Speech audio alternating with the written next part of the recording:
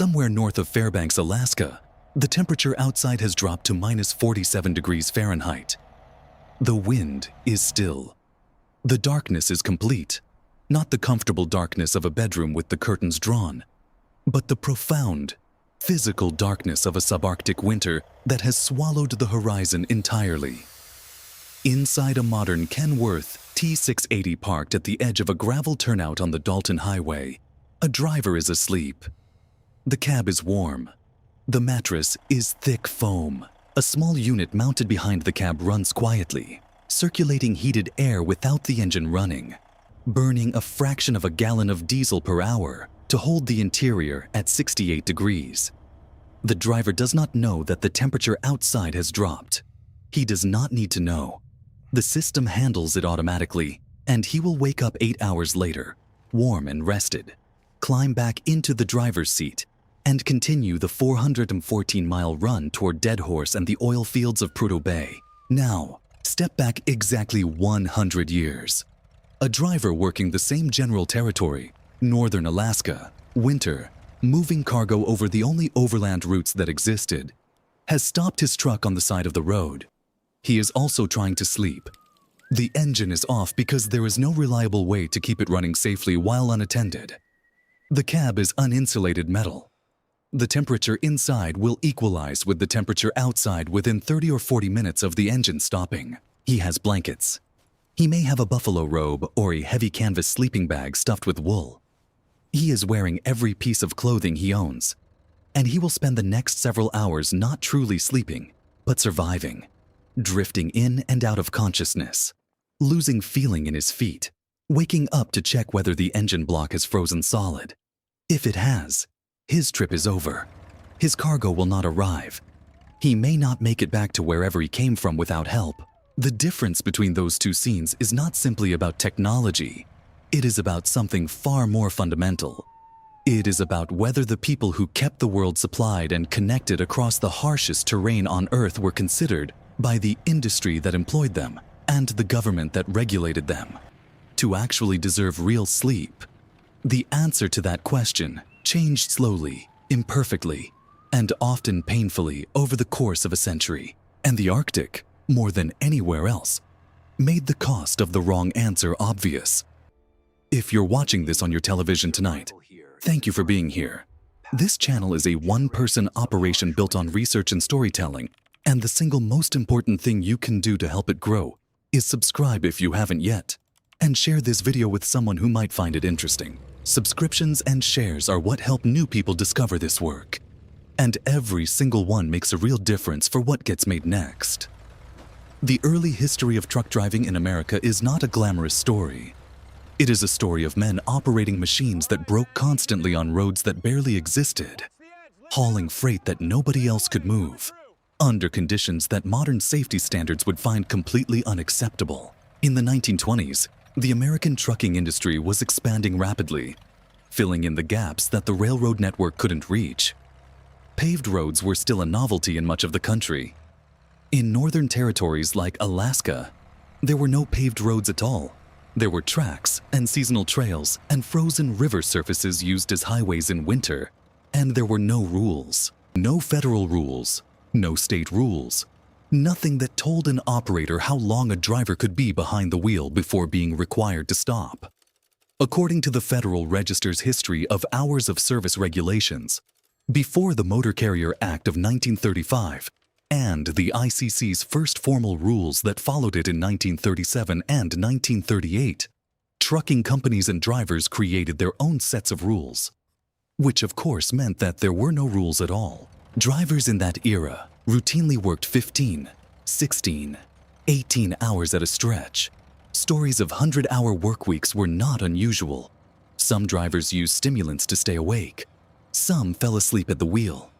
The rate of fatigue-related crashes was alarming by any measure. But here is the part that is hardest to grasp today.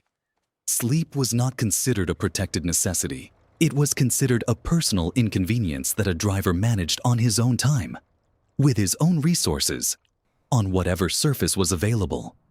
Most long-distance drivers in the 1920s slept in their trucks or alongside the road because there was no realistic alternative. Roadside infrastructure for trucks barely existed. Motor courts and early motels were designed for cars, not for commercial rigs that needed to park somewhere secure and accessible. And in the far north, in Alaska, there were no motor courts and no motels of any kind. There was wilderness, there was cold, and there was whatever a driver could arrange for himself.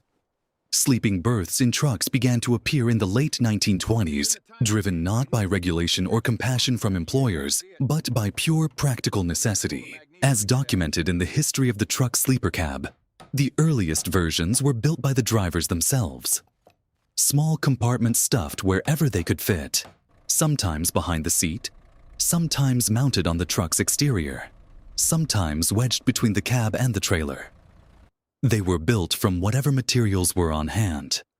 There was no standardization, no engineering review, no minimum height requirement. These early berths were roughly 18 to 24 inches high, with minimal or no insulation, no ventilation, and no safety features whatsoever. Some were positioned between the cab and the engine, warmer certainly, but located in a spot that would be catastrophically dangerous in any kind of crash. What these crude compartments allowed, though, was something commercially important: team driving. Two drivers could take turns. One drove while the other slept, or tried to sleep, in the berth. This arrangement effectively doubled the distance a rig could cover in a given period, which made it enormously attractive to operators moving freight faster and farther.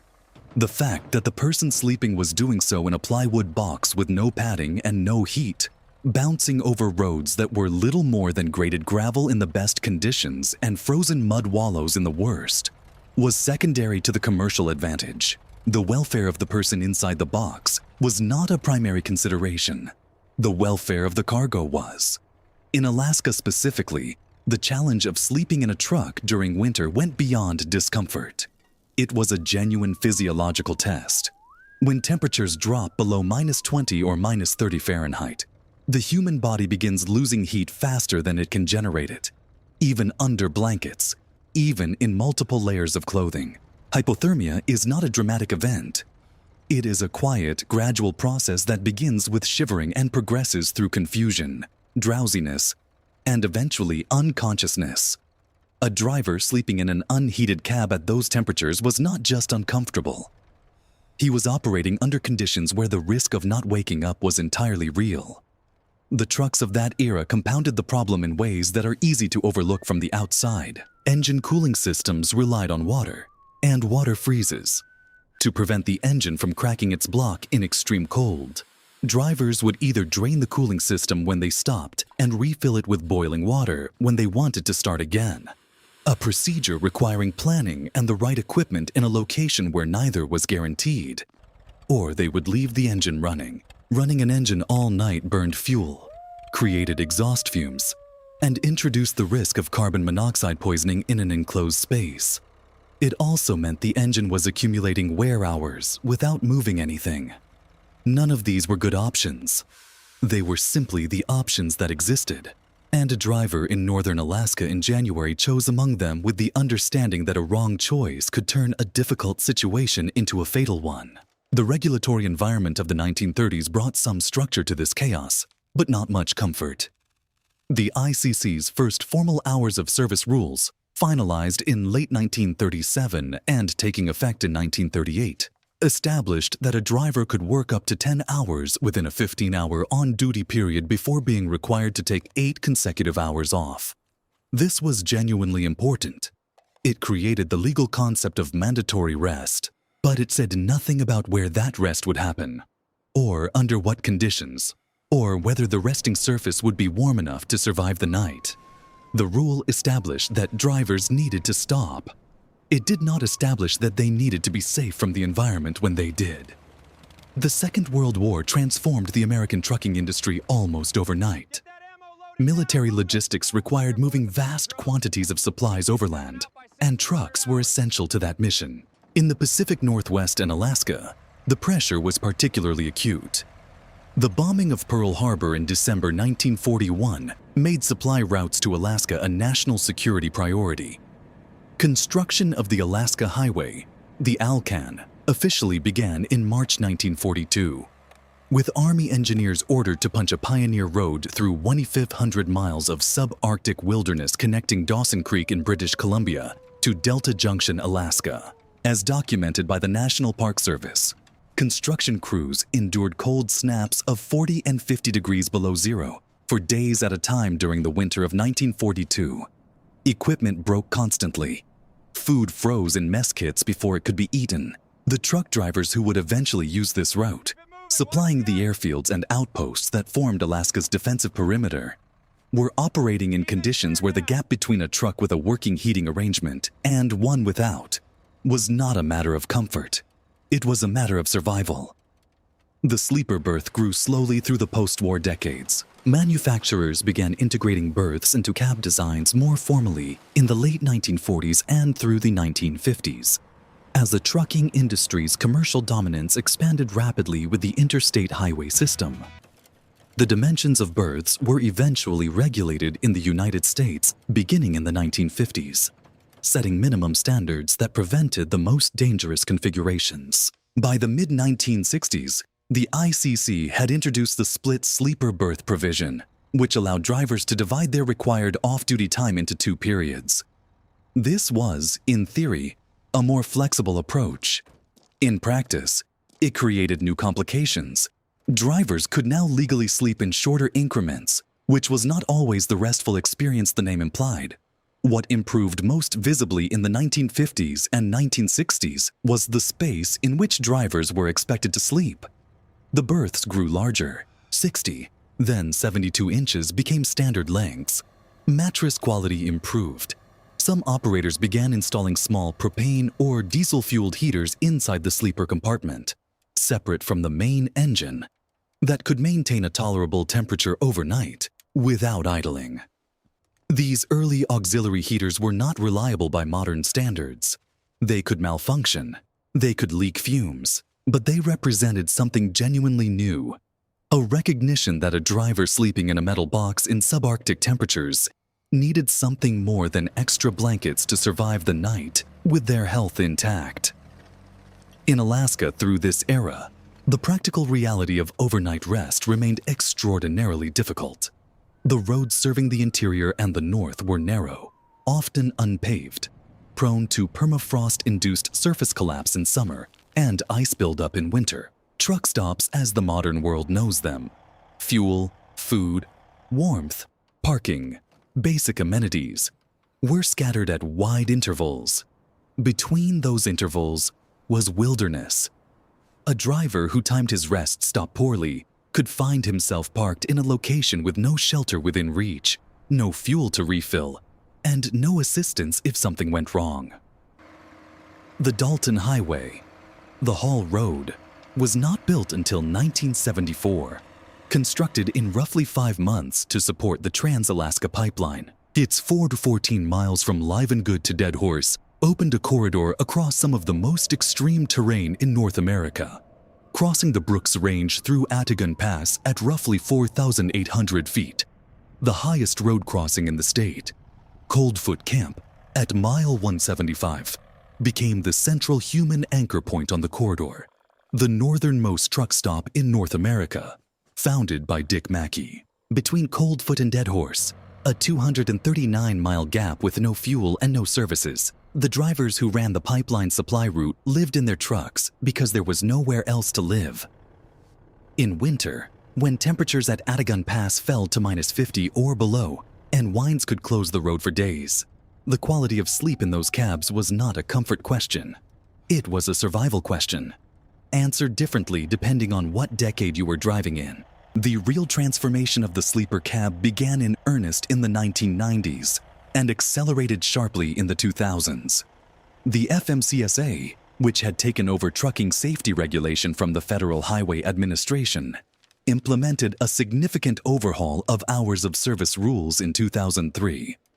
The new framework introduced a 14-hour on-duty window, an 11-hour driving limit, and a mandatory 10 consecutive hours off-duty before the next period could begin. For the first time, federal regulations were not simply defining how long drivers had to stop. but were beginning to engage, however imperfectly, with what rest actually meant physiologically. Then came December 18th, 2017, and the electronic logging device mandate, under a rule finalized by the FMCSA in 2015 and taking full effect in December 2017. All covered commercial drivers were required to replace paper logbooks with electronic systems directly connected to the vehicle's engine control module. The device tracked driving time, engine hours, and vehicle movement automatically, making it significantly harder to falsify records. For the better part of 80 years, a driver who needed a few extra hours could record them as off-duty time on a paper log. The ELD closed that gap. The log was now generated by the machine, not written by a hand with a financial reason to push through. The reaction in the trucking community was intensely divided. Proponents argued that the ELD enforced the rest rules that already existed on paper. Critics argued that it imposed a rigid mechanical schedule onto a profession whose demands were inherently unpredictable, that a driver who felt fully alert after 6 hours would be legally barred from continuing, while a driver who was genuinely exhausted might be compelled to push through a final stretch to beat the clock. The debate was not simply about convenience, it was about who understood driver fatigue better: a federal regulator with data and a mandate, or a driver with 40 years of experience on the road.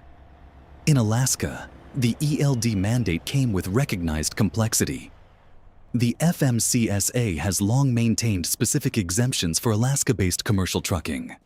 The Alaska exemption allows for a 15-hour driving window and a 20-hour on-duty period under certain conditions, rather than the standard limits that govern the lower 48. This exemption exists because the regulatory architects understood something that is easy to miss from an office in Washington. The Dalton Highway is not Interstate 80. The distance between safe stopping points on the Hall Road is not interchangeable with the distance between truck stops in Nebraska. The environment does not cooperate with a schedule designed for a different geography. But here is where the story of sleeping in trucks over a century becomes something more than a history of rules and equipment. Even with all the regulation, all the technology, and all the improvement, the Dalton Highway in deep winter still extracts something from the drivers who work it that no amount of federal rulemaking has fully accounted for. Sleep quality on the Hall Road in January is not simply a function of having a good mattress and a working APU. It is a function of noise. The groan of the truck frame contracting in extreme cold, the sound of wind gusting across an open gravel turnout with nothing to stop it for 50 miles in any direction. It is a function of light, or rather, the complete absence of it for more than 20 hours per day during the depths of polar night, which disrupts the circadian rhythm in ways that accumulate across the entire run. It is a function of a particular kind of professional vigilance.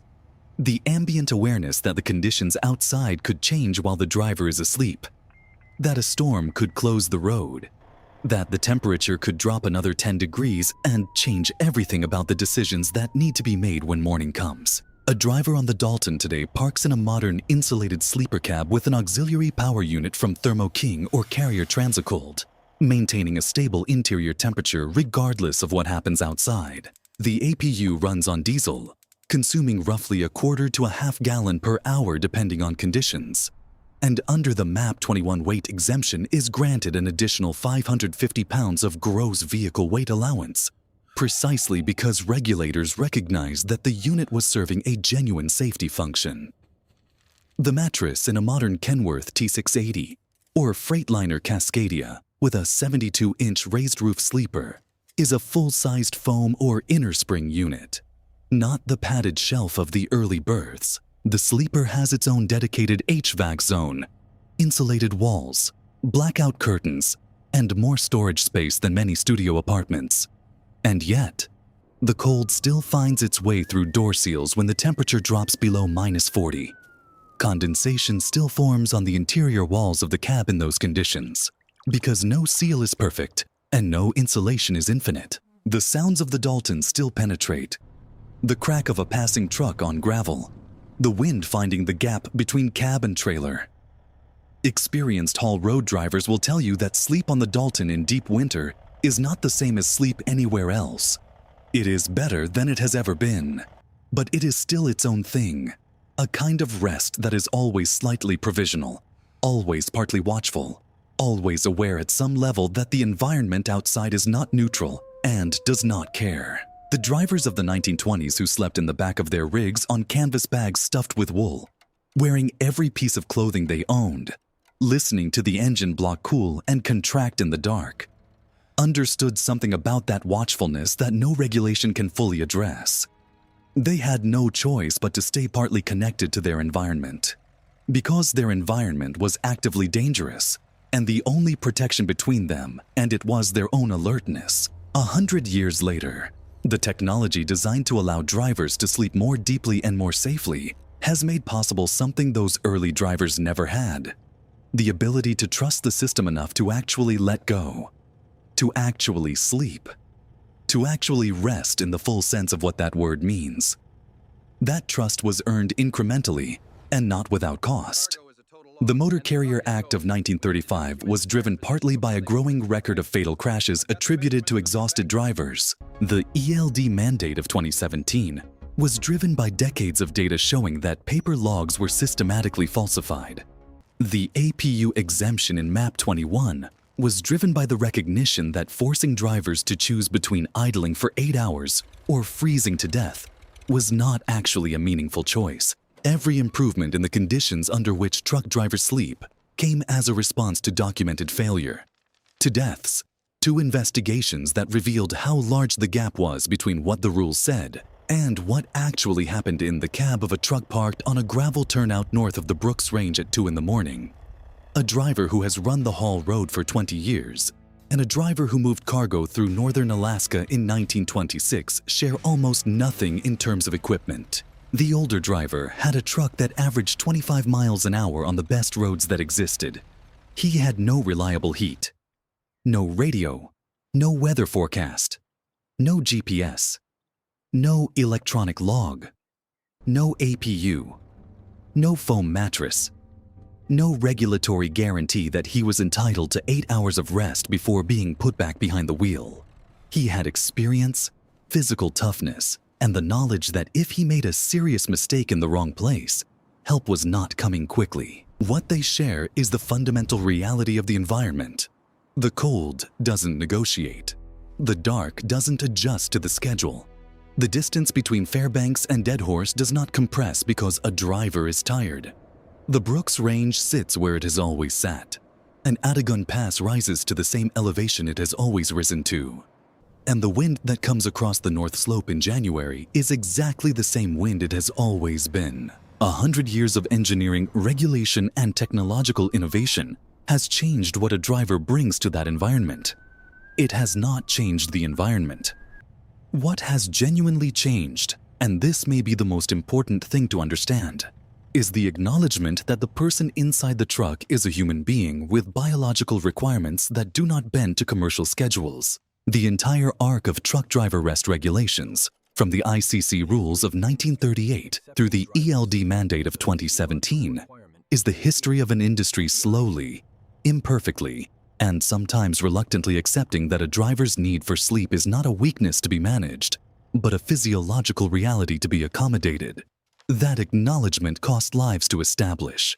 It is still, today, an ongoing negotiation between the people who drive the trucks and the institutions that set the rules for how they are driven. The next time you see a commercial truck parked at a rest area with its lights off and its engine quiet, somewhere in the middle of the night, it is worth knowing what that represents.